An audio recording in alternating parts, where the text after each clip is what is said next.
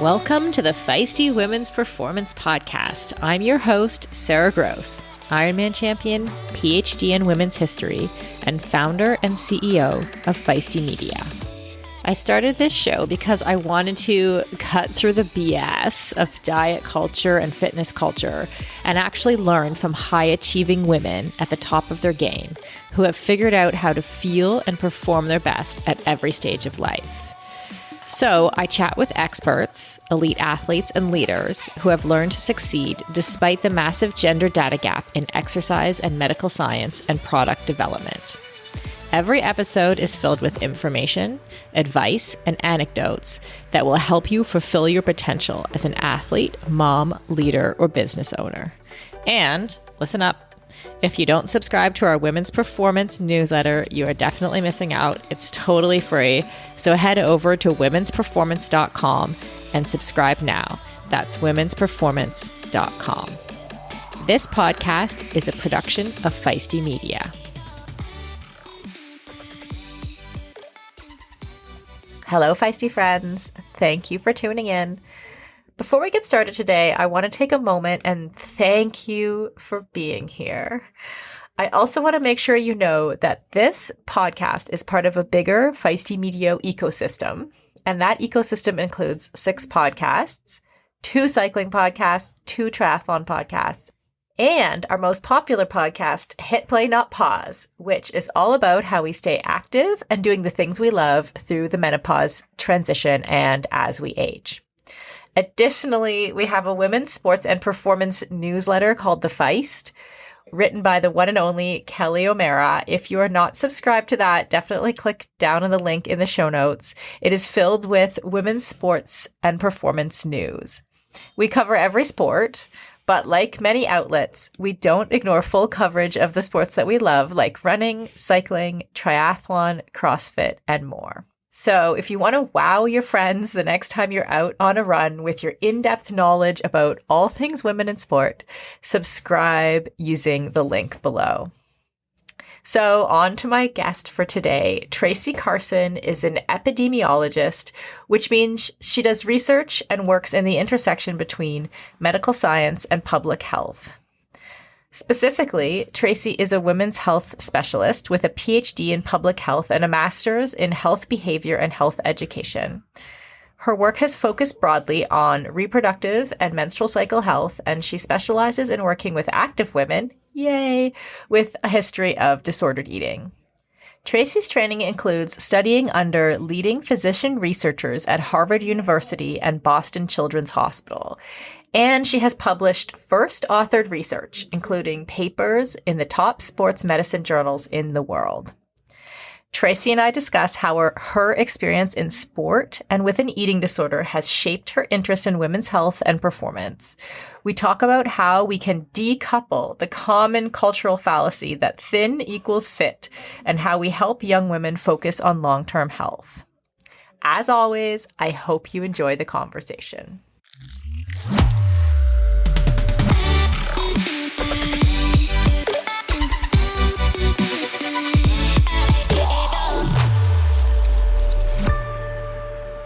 Traci, good morning. Welcome to the Feisty Women's Performance Podcast. How are you? Hi, Sarah. I'm great. Thank you for having me. I'm really excited to chat. I'm a huge fan of the podcast, and I think you guys give so much great info out. So hopefully I can contribute to that. You definitely can. I was researching you this morning, but we got delayed a bit in our recording, and I thank you for your patience. But you're recovering from an injury?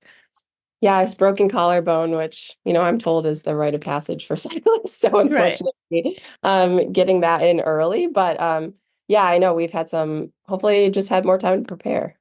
Exactly. To get this scheduled. So I'm excited. We're ready for it now. Do you actually consider yourself an athlete? I know that you ride, obviously, but. Yeah, I do. And I, kind of throughout my life, it's been that trend that I always am trying to find a sport to be really committed to. It's just my personality. I feel like I'm a better person when I'm training for something or have competition to look forward to because it gives me that competitive outlet. And honestly, like mental emotional outlet too. I just love sports. Right now, I'm doing road cycling and crit racing. So that's been my newest endeavor the last 2 years. I moved down to Asheville, North Carolina, and cycling's huge here. So it gave me the opportunity to get a little too involved, maybe quickly as I transitioned down here. Cool. And did you play sports as a kid growing up? Oh yeah, I did. Soccer was my Hmm. first love. Growing up in the Midwest, it was kind of every little kid was in AYSO soccer, and then I played until I was about 17. Also ran in high school. I was a kicker on the football team in high school, which is really fun. Nice.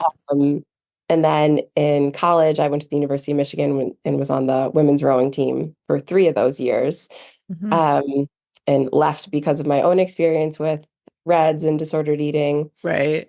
And kind of later in life, have picked up cycling and always worked out in between, college and now. But yeah, um, I love sports. I love lifting weights. I love just using my body and having that as my outlet for many things. Likewise, I think a lot of people can relate to that. And then you found your way into like reproductive health research. Was part of that personal experience that you just mentioned on the rowing team? Like, was that personal experience part of why you decided to do research in women's health? Yeah, it was really the only reason. Interesting. I never saw myself going to grad school or getting a PhD. I Hmm. wanted to work in sports. I was in the school of kinesiology at Michigan, thought I would work in an athletic department or something like that. But then in college, I was really struggling with amenorrhea for many, many years and was just not able to get good information. I was so confused about my body, the reproductive system, why this was happening to me, why doctors just told me it was normal because I was an athlete, why I was just told to go on birth control to fix my period, which we know is not a fix, it's a band-aid. And I was kind of just fueled by that frustration and confusion around my body, why amenorrhea was, such a consistent part of my 20s. And I got really interested in research around it, then coming to find just the lack of research for women in general, but then female athletes in general as it related to overtraining, undereating, and how it affected the menstrual cycle, bone health, right? Kind of that original female athlete triad model. And I just became, my personality is a little obsessive. So I just became a little obsessed with trying to figure out how we could help women understand their bodies, but then also how we could kind of push the agenda forward on preventing amenorrhea, not just treating it with birth control, treating it being in quotations there with birth control, having more answers for women than it's normal or here, take the pill. Yeah, and I think when we're talking about eating disorders, and I'm just kind of wondering what your experience is here. Like, I feel like as an elite athlete, I'm often confused by like, did I have an eating disorder or no? Like, because I feel like I was told to eat less. Like I feel like I was doing a performance related, like something that someone told a coach that's supposedly in the know is telling me to do something. And I'm like, well, I do want to improve my performance, of course. Like I'm an elite athlete. So this is what I'm going to do. Like, did you have that a sort of similar intersection between like personal decisions and things that you were being told? Oh my gosh, yeah. And I think that's a really confusing place, especially for younger athletes who think, well, I'm being really healthy, I'm being really diligent about my nutrition. I'm doing what I think I'm supposed to be doing when it comes to fueling for training and recovering. But yeah, I mean, I was given so much praise for how disciplined I was with food. I was 100% paleo diet while I was doing an endurance sport, like just things Whoa. that really not okay. But I was given a lot of praise for, losing weight, being really lean, being really disciplined. But I think, of course it took time and a lot of time and therapy and all these things.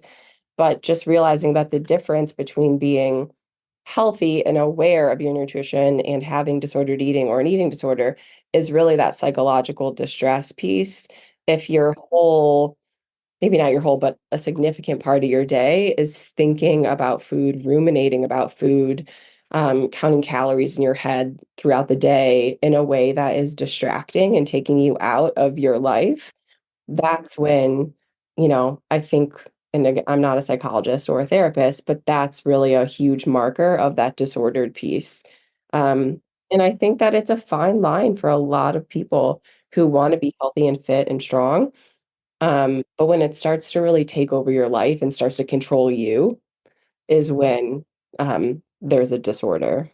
Well, and I think it's such a slippery slope, right? Because if you're hungry, right, then of course you're thinking about food all the time. That's kind of a natural. So I feel like it's a very easy, like you're trying to cut calories, you've been told to, you're hungry, you start perseverating on food, and it's just a downward spiral, you know? What was it for you that eventually kind of holds you out of that? Like you said that, you had some therapy, but like, was there a moment where you were like, I need help, I need to change something?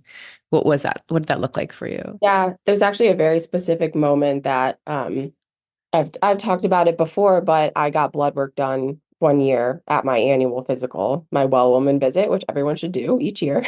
Go get your blood work done. And I had, the next day the nurse called me and said, your hormone levels are menopausal. Like your estrogen is so low. Um, and it's concerning. And I'm trained as epidemiologist. That's what I did my PhD in. And so data and numbers really hit me more than like, hey, I think you should be eating more, or like my opinion is that like maybe you should be exercising a little less. No, data, like having a hard data point to look at, really hit me very hard. And I had started to come to terms with my restrictive eating a bit. And so that was kind of the last, thing that set off the domino effect for me of like, this is not healthy. And here's a clear data point showing that my body is not where it should be for a 22-year-old woman. Um, and that's what set off kind of everything towards my recovery. Mm-hmm. For decades, running shoes have been researched, tested, and designed for men. Brands have relied on the shrink it and pink it approach to sell male shoes to female customers. That's why we are so excited to be working with Hedas. Hedas designs athletic footwear for women that elevates performance, safety, and style. Hedas unlocks the science behind women's biomechanics through dedicated research, creates better shoes for women that support their longevity and performance, and establishes new design standards to promote transparency in a male-biased industry. Hedas have a lower ankle collar to reduce rubbing, a breathable mesh toe box to allow for ventilation and to allow for female toe shape, a special kind of plate in the midsole to keep tired legs going, a narrow heel cup to reduce heel slippage and take the pressure off our Achilles, and a rounded instep to create a snug fit. Hedas has 3 shoe models designed for different sessions: the Alma Cruise for long runs, the Alma Tempo for training days, and the Alma Speed for pushing the pace. I've personally been running in the Alma Cruise and I love them. It's the shoe I always wanted and never knew I needed. The fit is perfect in every way. You can get your own pair of Hedas at hedas.com and use the code Feisty20 for 20% off. That's Feisty20 at hedas.com, and it will all be in the show notes. Building muscle can be tough, and gains can be so slow, even for those of us who do a lot of strength training. As an ex-endurance athlete who is now in perimenopause, I know this all too well. It can be frustrating to put in the time in the gym and not see the results I'm looking for. That's why it's super important to take the right supplements at the right time. One of those supplements is essential amino acids, which are needed to trigger muscle protein synthesis. Muscle protein synthesis happens when you eat high-quality protein, like eggs or whey. And by supplementing with additional essential amino acids, you can make sure you are getting the full benefit of your training sessions. targeted essential amino acid formulas can be up to 4 times more effective than just eating protein. I've been taking amino acids for almost a year, and in combination with eating quality protein and a couple other supplements, I have managed to turn the tides on age-related muscle loss, which starts at 30 for women, by the way, and I have continued to make strength gains as I head towards 50. AminoCo has been a long-time sponsor of Feisty Media and has supported all of our brands and podcasts over the years. I recommend starting with AminoCo Perform, and you can grab some at aminoco.com/performance. If you enter the code PERFORMANCE, you will save 30% and receive a free gift if it is your first purchase. Give it a try and let me know how it goes. That's aminoco.com/performance and use the code PERFORMANCE to save 30%.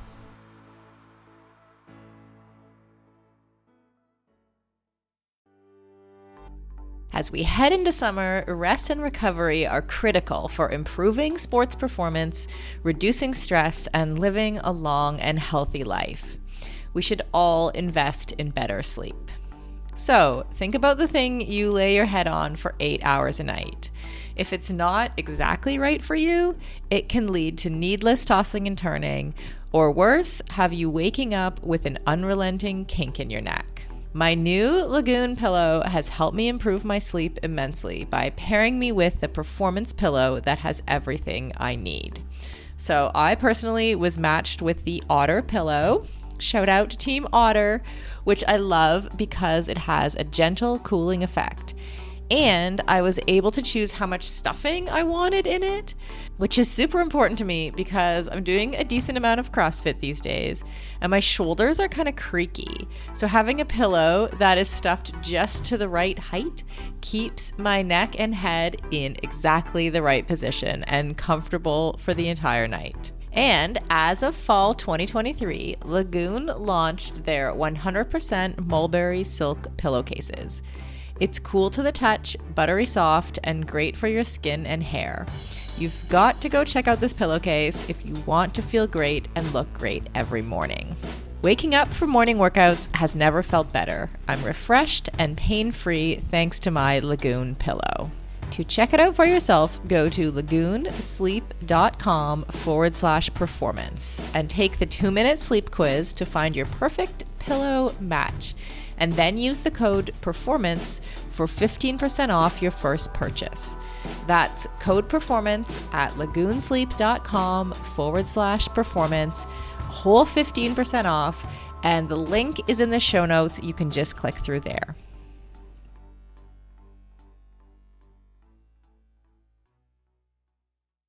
Interesting. And you're a specialist in public health and health behavior, health education. I think I saw that was your master's.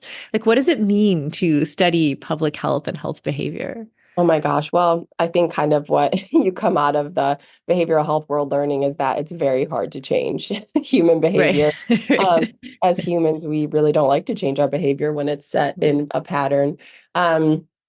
But it's interesting because when I was in that behavioral health program, I really wanted to focus more on mental health. And that's when I had started kind of my interest in doing more research in disordered eating. It's kind of the time when I knew I wanted to pursue work in female athlete health and disordered eating and REDS, and right before I started my PhD. And, I learned quickly that things like eating disorders and disordered eating don't fit well into behavioral health models because Mhm. it's a psychological disease, Mhm. right? It's Right. not a behavioral issue.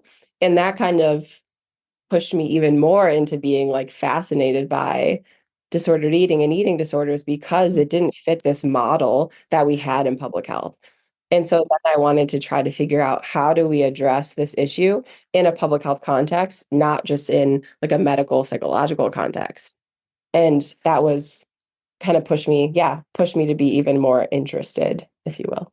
Yeah, that's super interesting. And so how do we address eating disorders in a public health context rather than a psychological, or to add to the psychological context?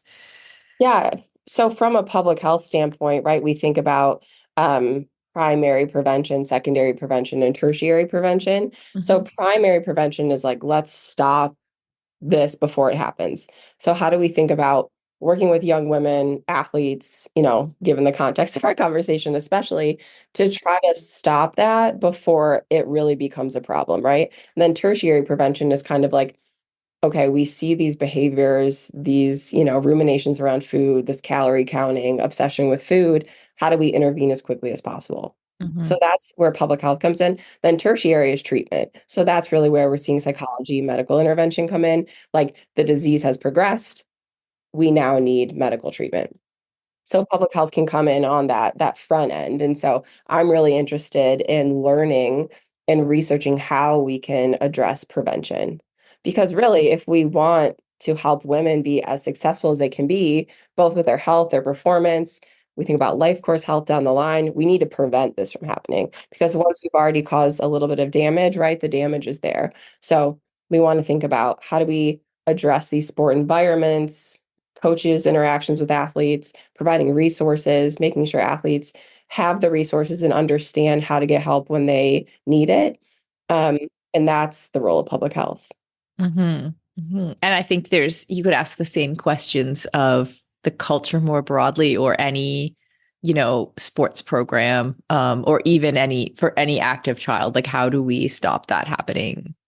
Like those kinds of behaviors developing in young kids, just in general, Exactly. Yeah. And that was the first part of my dissertation work, was just interviewing runners, Division I runners, and trying to understand like what were some of those factors that led you to having REDS, to having disorder early on, just to inform how can we intervene?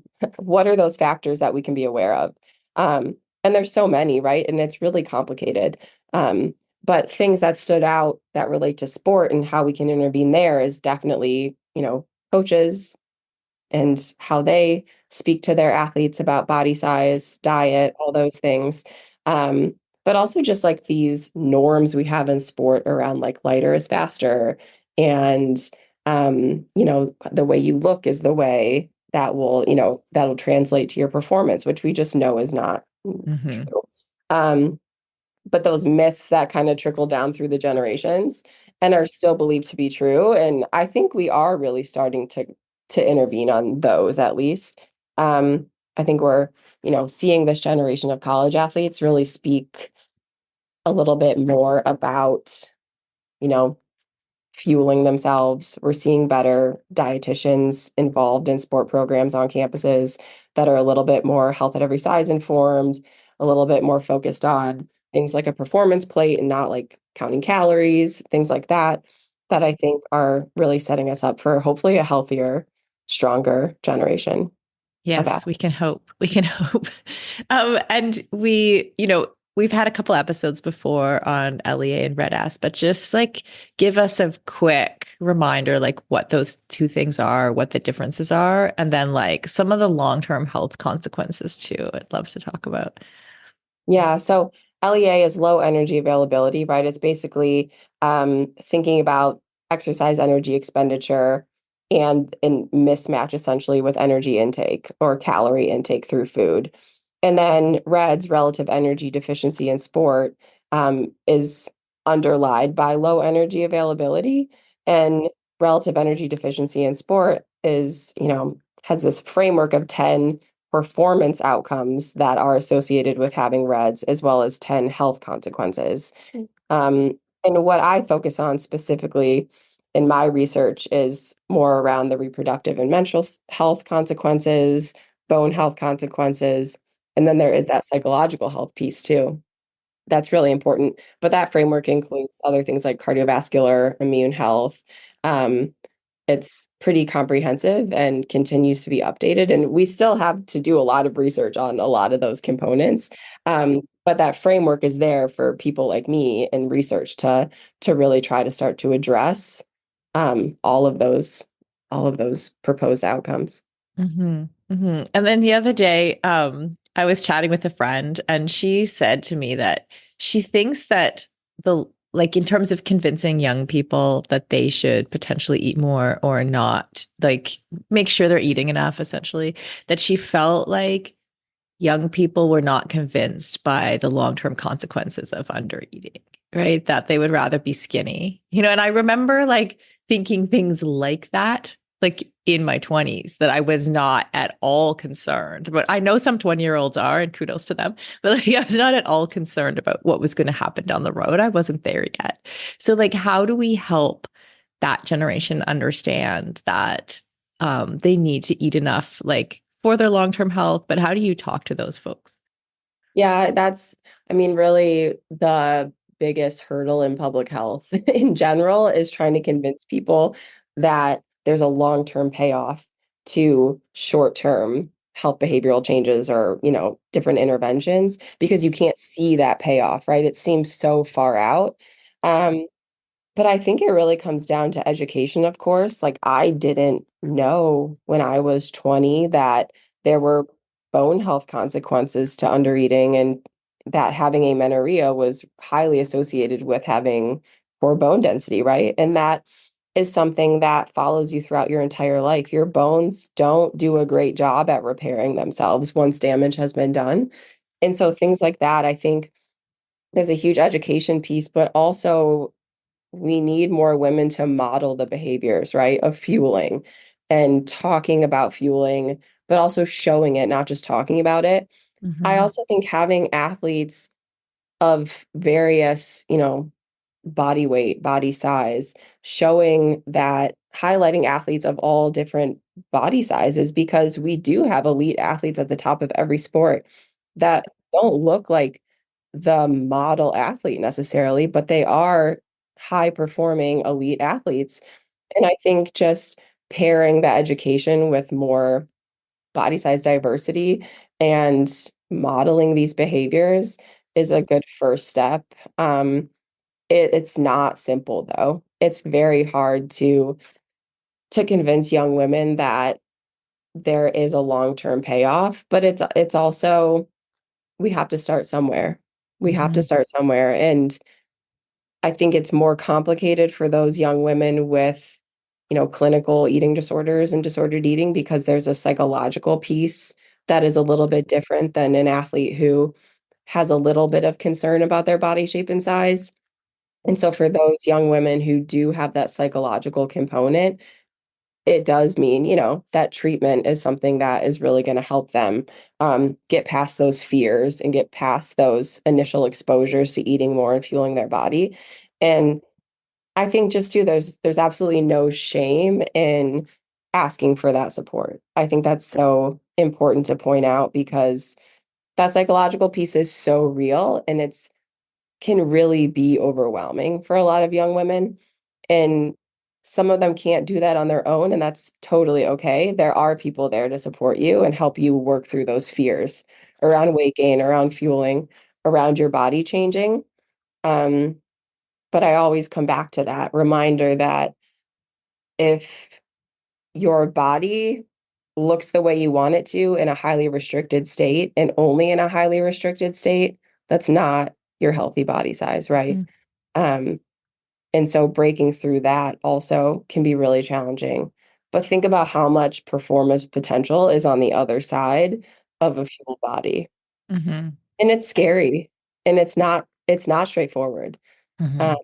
but I have a lot of empathy for everybody who has that challenge. Yeah. Yeah.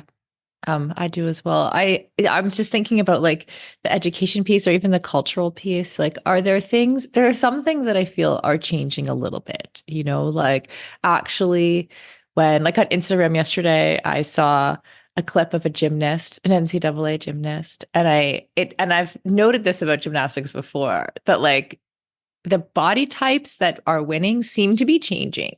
Like we seem to actually have a different culture there where there's like a stronger body type, rather than just this kind of like super skinny kind of. And I'm wondering, like, have you seen things change like that, like in like culturally that make that education piece easier? I mean, I've certainly see things starting to change. I think especially, I was in high school 2009-ish time, right? And that was right, we had social media, but not really. It was very early stages. We had, Women's Health magazine. We had, those types of um, media sources to look to that were not very inclusive or were not very, we're not promoting healthy eating by any means, especially for a female athlete. And I think that's an interesting topic too, is like nutrition and diet information that we see kind of at the population level is not for female athletes, right? It's for sedentary middle-aged populations, and that can be very confusing as a young person. Mm, Seeing nutrition information across these media outlets, it is not for you. And I think right. that is very confusing and conflicting as a young person trying to navigate diet culture with, quote unquote, population level nutrition information, and then trying to also figure out what works for their own body. Hmm. But I think that is also something that has started just recently to change on, social media platforms like Instagram. Um, in media, we're starting to talk a little bit more about fueling. Like I never heard the word fueling as a young Right. person, as a Hmm. young athlete. We're starting to change, I think, that conversation around nutrition and trying to remove diet culture from it, which is so very challenging because it still exists, everywhere you look. Hmm. But I'm starting to finally see some more examples, in media, on social media, kind of in our popular culture that is more, promoting fueling the body instead of restricting. Um, Right. but we have a very long way to go. Yeah. And I think, when you were talking about calorie, what would you call it? Like the popular magazines recommending energy intake for a more sedentary population. If you're an elite athlete, you obviously need a lot more. But I feel like there's also those middle ground people who are like the amateur athletes or who also need to eat more. And I think it's very confusing when like you don't know actually how much to eat and what fueling really means. And then I could go on a whole rant about Apple Watches and telling you calories and like the accuracy slash inaccuracy there. But like, how do you like that? How does someone know if they're eating enough? Yeah, I mean, that's very complicated, right? And it becomes more complicated if you have a history of restrictive eating or body dysmorphia because that kind of clouds your judgment. I wish I could say, just tune into your body, listen to Right. your body, just try to figure out what works best for your body and just, be an intuitive eater. This might be my really hot take on the podcast, but I think intuitive eating does not work for athletes all the time. It doesn't always work, and I wish it did. But right there are things like, hunger and satiety cues are not that straightforward, especially maybe for endurance athletes where your cortisol is high, it messes up with your appetite. You're not hungry after training, but you need to fuel your body. Um, and so I think it's really complicated. I mean, I wish I could say everybody should go see a dietitian who specializes in sport dietetics and has training with disordered eating and can help you navigate those spaces. Um, and if you have the resources to do so, it's really a very helpful thing to do. Um, but I think everybody can try the best they can to tune into their own body and look for some of those cues of under eating, which can be subtle, but things like, changes in mood, um, things that are not as obvious as like my stomach is growling, but like low libido consistently, poor mood consistently, fatigue in the afternoons, muscle weakness, things like that that are becoming consistent in your day, week, month. Hmm. Um, are often early signs, right? GI upset is often, correlated with restrictive eating, and people tend to deal with GI upset by restricting more foods, right? Hmm. Because they want to Right. figure out what is causing their symptoms. But oftentimes it can just be that you're underfueling or eating too much of one certain food group because that's part of what, your disorder is telling you to do is really focus on certain foods, but eliminate lots of other foods can really Hmm. cause GI issues. So there are those kind of key markers, but I wish it was as simple. I think our, talking about culture and media again, has made it harder to be attuned to your body and hunger cues as well because we're constantly being told, especially on Instagram lately, it can be kind of funny, like oatmeal is the new like horrible thing to eat, right?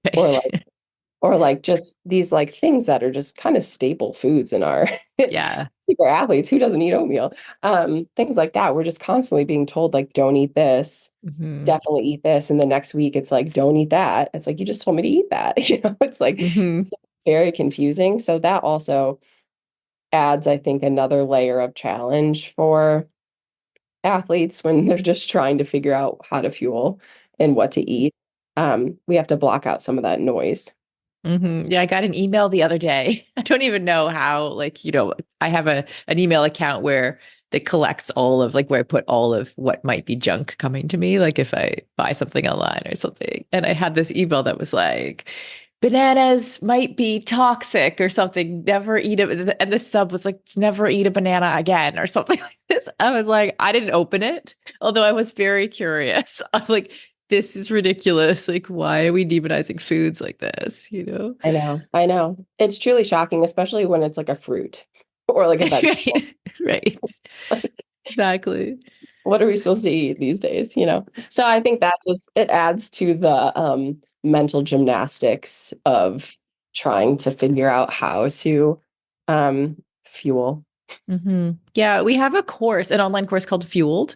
And it takes like a multi-layered approach. So we have like a psychologist who starts with the first couple modules, and then we have a nutritionist and an exercise physiologist as well to talk about LEA and Red S and try to unpack it for people. But like we went back and forth a lot around how we were going to talk about intuitive eating. It's interesting that you mentioned that. And then like because I think, yeah, you said exactly the right, like kind of what we've been thinking doing this work too is like one, like your appetite might be suppressed after training, right? So it's like if you exercise, getting in those calories right away, like in that, in whatever your fueling window is for whatever you're doing, like 15 minutes to an hour, like getting the food in, I find then my appetite kind of will come back around. But also realizing that there is like, because we've been kind of indoctrinated with eat less all the time, that we may have like long term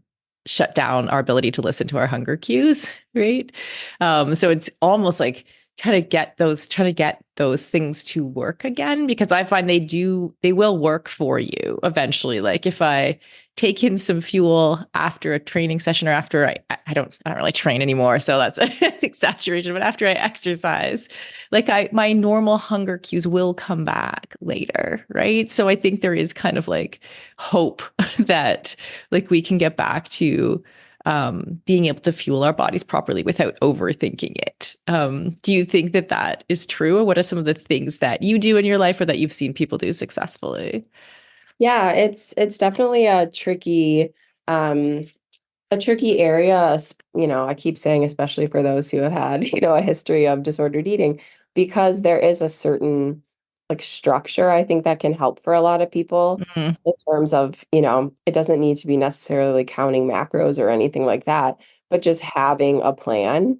Um, and I'm thinking, more so for endurance sports, because that's what I've currently been doing is a lot of cycling and for runners and for, cross country skiers and all those things that are high energy demand to our training weeks typically. It there's a it's a slippery slope between, oh, I'm not hungry, and then the next day not really being able to complete a training session because oh, I'm not hungry turns into I'm underfueled significantly, right? And it really can impact your training. So I think having some structure and just discipline around like I'm not really hungry, but I'm going to have this shake or I'm going to have this banana. God forbid we have a banana. Or I'm going to have this bar, 15, 30 minutes after training because I'm doing this for myself. Like this is like it's almost like self-care. I'm taking care of Mhm. myself by Mhm. having the discipline to fuel after this, workout so that tomorrow I can complete my workout as well. And I think that is challenging sometimes, but again, it is a slippery slope between discipline and disorder. So I want to acknowledge that as well. Um, but then, you hear sometimes I was watching this video the other day and these really, very successful elite female gravel racers, Mhm. one of them was talking about how, she doesn't count calories, she doesn't count macros, she doesn't track her food, any of this, but, she's training 25, 30 hours a week on the bike. And so, whatever she's doing is working for her, clearly. Mm-hmm. It Mm-hmm. really must be working. So, I think people come to find what works for their bodies, um, without tracking and having that discipline or structure necessarily. Mm-hmm. But I do think having some structure can really help, especially if you're prone to undereating. Mm-hmm. Because, like you said, if you start undereating and skipping those snacks right after training, right, that does not help your appetite come back. That drives up your cortisol more. Your body is stressed. Your hunger cues are not there. You don't want to eat because maybe you're, more comfortable restricting, or you just don't have the appetite. And that allows you to think restricting is okay because you're not hungry. And so making sure that those regular meals and snacks are there so that you do have those hunger cues coming back, which Yep. is a And I weird thing for some people to wrap their head around. Like, why would I eat if I'm not hungry? How mm-hmm. would, when I'm not hungry, help Mm-hmm. me be hungrier later and have those cues later? It does. It It does. does. Yeah, it totally does. And I was thinking about the education piece just as Mhm. you were talking. Like, I think even knowing that the fuel that you take in right after exercise is going to go to your muscle glycogen, the carbs that you eat, like, is actually going to help you recover and get to the next session better, like we kind of talked about. And also, like, bringing your cortisol down and feeling better for the rest of the day, even like not hitting a mid-afternoon slump, like Yeah, things like that. When you know it, then you're like, oh, okay, because a lot of folks who are restricting are actually trying to do something good for themselves. right. So if you learn more about how to do that, right, then people, I think, are often willing to eat a little bit more at the right time and that kind of stuff. Yeah. And I think something I like to always talk about as well is like those within day energy deficits. Mm-hmm. So, part of that for especially endurance athletes and all athletes is that, intra workout nutrition piece that a lot of people don't love to do. Mm-hmm. If they have a more restrictive mindset, because there's that like, oh, I want to save those calories for later, or I want to save those calories to have like a big breakfast or whatever it is. But understanding that, say you have breakfast and you have a 2 or 3 hour training ride, right? If you don't take in any calories for those 2 or 3 hours, first of all, you're not going to feel very good. But second of all, you're creating this huge energy or calorie deficit for a pretty good chunk of the day, right? And then say you have a snack afterwards, your deficit from the energy that you burned on that 2 to 3 hour ride is pretty significant in within the course of your day. And what we have found too is that those big energy deficits during the day, even if your total calorie intake over the course of the day is adequate, those within day big deficits are correlated with having irregular menstrual cycles Oh, and having interesting. huge dips in mood as well. But if we think Right. kind of the physiology of it, your body does not like being in a huge deficit state for a pretty good chunk of the day Mm-hmm. because it disrupts your hormones, right? And so if that's happening almost every day where you're not fueling and you're creating that deficit, it creates very unhappy hormones. Right. Even for someone who cumulatively might be eating a decent Yeah, amount of calories over the whole day. It's right. making me think of like the intermittent fasting kind of Yeah. trend that's Oh, happening and how that intersects with like folks who exercise in sometimes devastating ways, right? Like, so actually the timing, what I heard you say is like the timing of the intake after exercise is, or during, during. before, Mhm. during, after, is like as important as the actual amount of calories that you're taking in. Yeah, yeah, and intermittent fasting is like I can't even think about like Right. young women doing intermittent fasting and training fasted in the morning. Um, and just, like from the research we've seen, intermittent fasting should really only be for people later in life. If women are going to do it, it needs to be postmenopausal women because we understand how much it affects our hormones and our menstrual cycle. So, just want to throw that out there. Wow. So even in a more sedentary population for women, intermittent fasting is not recommended. It's not recommended. I mean, our hormones, female hormones are so sensitive, and we want to keep them happy because our hormones are essential for so many things, right? Way beyond reproduction. Um, cognitive clarity, mood, so many things rely on our hormone health. And Mm. I, there's a bit of an opinion mixed in here, right? But I don't think intermittent fasting is for women. Mm. Yeah. I Not mean, everyone like that answer, but mhm. it's not made for women of reproductive age and their Right. hormones. Yeah. I mean, it makes sense it makes sense. We've heard that a lot before, right? So yeah, I don't know what it's like to be a sedentary woman. So Yeah. so I can't, like, I don't have that personal experience, but I do know that as soon as I'm exercising, there's no way I could be in a calorie deficit for like several hours per day and then Yeah. try to exercise fasted. Yeah. Sounds horrible. Yes, exactly.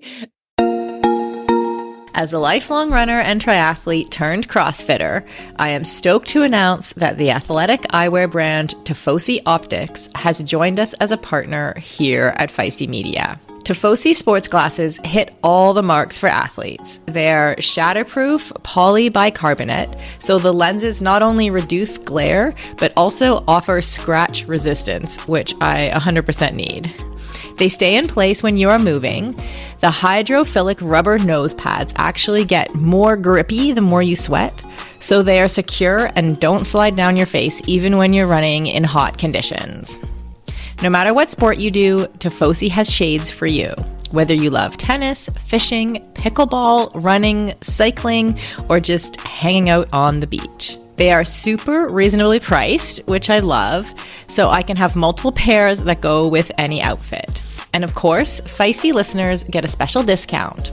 So head on over to tifosioptics.com and use the code FM20. FM as in Feisty Media to get 20% off your order. That's FM20 at tifosioptics.com. I'll put a link in the show notes to make it easy for you. Endurance sports should be accessible to everyone, right? That's why we are so excited to be partnering with Motive.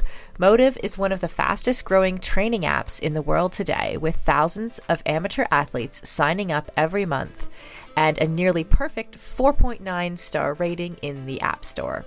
You are not a template, and your training plan should not be either. Prepare for running races, triathlons, cycling events, duathlons, or swim runs, however your season schedule shapes up, and get training written by some of the best coaches in the world in each discipline who know what it takes to help amateur athletes reach their goal on race day. The app takes the training written by those experts and then creates the most optimal training plan for your schedule, abilities, and goals. Plus, the training is fully customized to your race schedule, how much you can train each week, your current abilities, and the goals you want to achieve in your race. You can use the app for free as long as you want, or get all the upgraded features from the app for just $19.99 a month. But as a Feisty listener, you can sign up at mymotive.com and use the code Feisty for 2 months of full premium access. That's right, you get 2 months of premium for free. So you quite literally have nothing to lose. So head over to mymotive.com, mymotiv.com, and use the code Feisty, Feisty. And on a personal note, I know the founder of Motive, and he is driven to make triathlon and all endurance sports more accessible for the athletes who care about their performance but who aren't quite ready for a full-time personal coach. If that sounds like you, definitely try the app for 2 months for free. You literally have nothing to lose.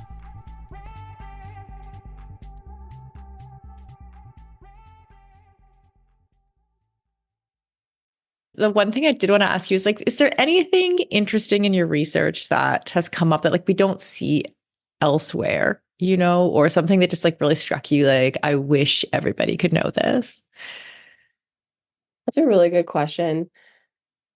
I mean, I think everything menstrual cycle related is interesting and fascinating. Mhm. Um, I think we have a huge deficit in our education around the menstrual cycle for women.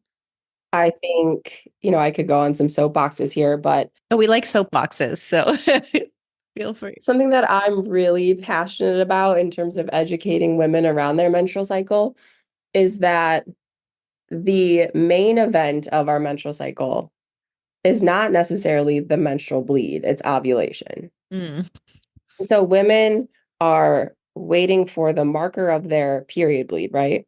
Mhm. And then that is seen as like, okay, great, I got my period this month, I'm on track, etc. But what we really want to start promoting for women is to be tracking their ovulation, because ovulation is when we actually release the hormones into our body that are health promoting hormones, so progesterone and estrogen, right? And we as women want those because, like I mentioned earlier, they affect so many parts of our health. And we Mhm. don't know that. We don't grow up learning that. Mhm. And so understanding, especially for female athletes, that you can have a menstrual bleed, it does not mean that you're ovulating. So, Oh, interesting. yeah, Right. seeing if you are ovulating and when you're ovulating Mhm.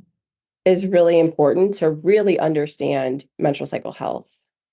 And menstrual cycle health, I think, is a huge key to performance. No, and that gets really complicated if we introduce like birth control and different types of birth control. I'm speaking a bit more to a cycle that occurs without birth control, just for simplicity. Mhm. Right, a lot of contraceptive options, you do not ovulate. That's the mechanism that Mhm. prevents pregnancy. But there are some IUDs now where you can still ovulate. So Mhm. the low dose hormonal IUDs, you can ovulate with those. Not everybody will, unfortunately. Mhm. But if you're thinking about contraceptive options, which is one of my favorite topics, Mhm. and you want to prevent pregnancy or you have other symptoms that you are trying to address by using contraceptives, thinking about options that may allow you to still ovulate is Mm. something Interesting. really interesting to talk about with your provider. Right. Because That's we very want, interesting. yeah, Sorry, continue. no, just because we want that peak to be happening around ovulation in with our hormones. Our menstrual bleed is just the bleed. We're shedding our hormone lining. The hormones are coming around ovulation. Hmm. Okay, so what are some of those options for birth control that you would recommend that I'm do allow us to ovulate? so happy you asked. So the low dose, excuse me, hormonal IUDs like Mirena, Kylena, things like that. Like I said, I cannot promise that everyone will ovulate Mhm. when they have these, but there is evidence that shows after about 6 months, we're seeing that a lot of women will start to ovulate Mhm. again, right? And there's other mechanisms that prevent pregnancy. It's not that, oh no, after 6 months, it's not as effective. That's not what I'm saying, Mhm. because the IUD has other mechanisms that prevent, pregnancy from occurring while still allowing for ovulation to occur, which is really, really cool. Mhm. But I think a lot of women, myself included until pretty recently, didn't know that that was even an option to ask Right. for that Mhm. or And I to didn't ask the even know, question. yeah, that it was important to ask for that, right? Yeah, yeah, because we get little to no education about our reproductive system as Mhm. women. Yeah. Um, and so, yeah, those are the currently available options that are, conversations you can have with your provider around Mhm. options that allow you to ovulate, right? Like the birth control pill.